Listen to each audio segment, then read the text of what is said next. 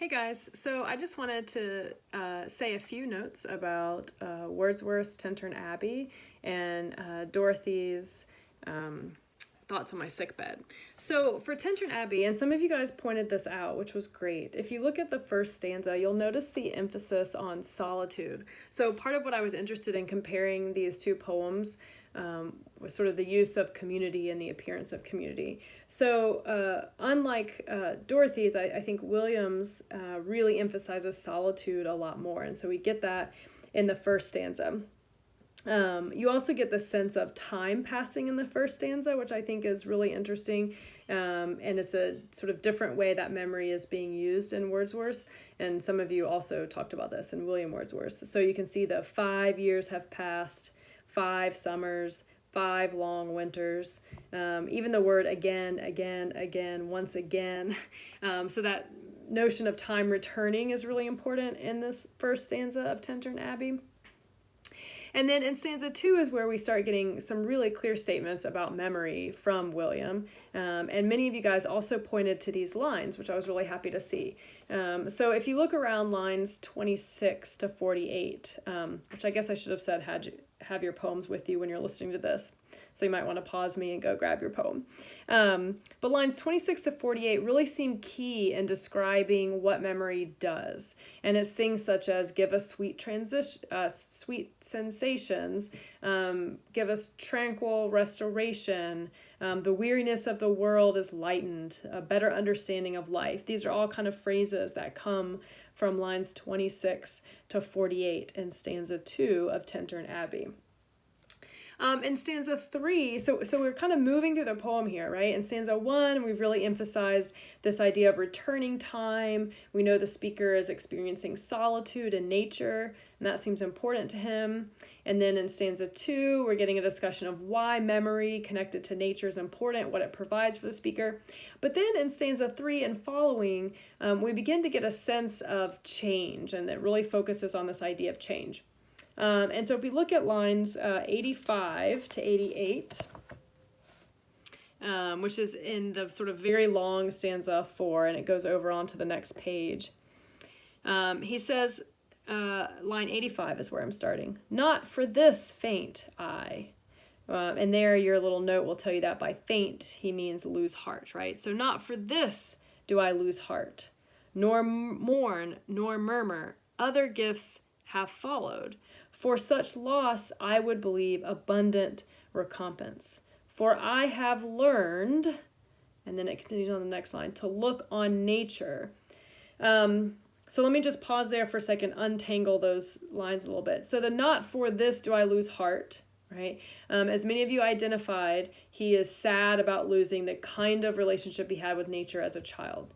So the this that he's referring to and the not for this, right, is he's saying it's not for that sorrow that I'm going to lose heart, right? I'm not going to get sad about that.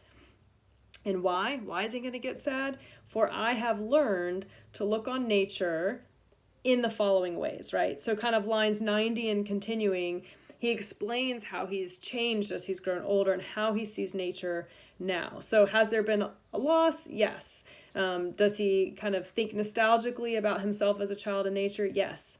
But he doesn't stop there, right? He says, wait, I've also learned some new things, some new ways of relating to nature.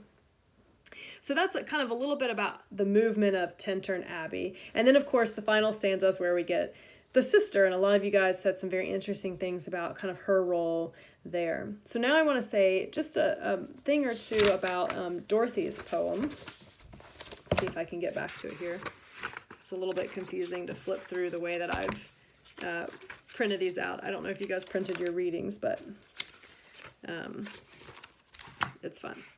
All right, so thoughts on my sickbed. The first thing that I wanted to note is to not necessarily associate the sickbed with the deathbed, right? So Dorothy often had ailing health, and so she would often have to be confined to her room for a while when she was sick. But she wasn't necessarily dying, and so she wasn't really thinking thoughts about death. In fact, you'll notice in the date there, 1832, and she doesn't die until the sort of 50s or 60s. So she lives, quite a few years after this.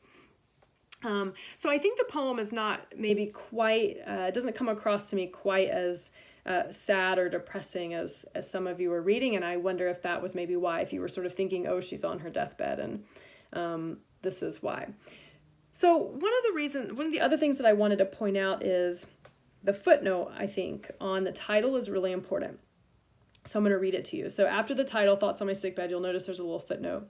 And it says, in a letter of May 25th, 1832, William Wordsworth's daughter, Dora, mentions this as an affecting poem which she, her Aunt Dorothy, has written on the pleasure she received from the first spring flowers that were carried up to her when confined to her sick room. So the occasion for this poem was someone bringing her flowers. So already we have a difference in just the beginning of this poem, right? If we think about sort of that historical occurrence, right? So William's poem was inspired by himself returning to this site that he visited 5 years ago, right? So he's standing in nature by himself.